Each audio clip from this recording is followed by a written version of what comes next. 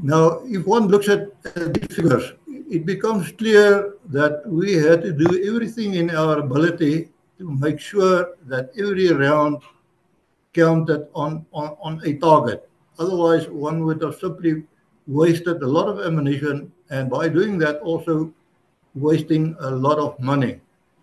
So, accuracy of fire, accuracy of impact uh, for us were of the utmost importance on both of these two types of launchers.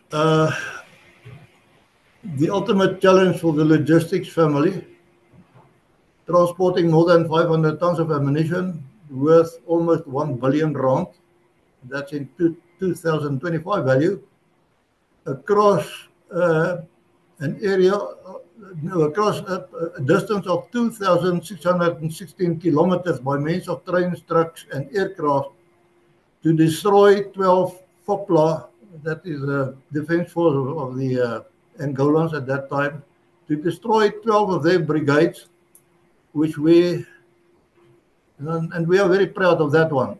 We achieved that in less than 40 minutes active time. Not that we were firing constantly for 40 minutes, but between the first round and the last round on any one of those targets, more or less 40 minutes, which is, in our opinion, a worldwide record that will stand for a long time.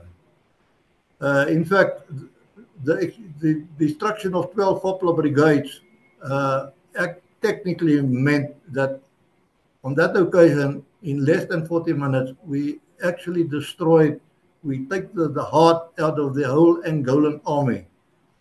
And they needed, after that, early in August 1986, they needed no less than 13 months to become active again.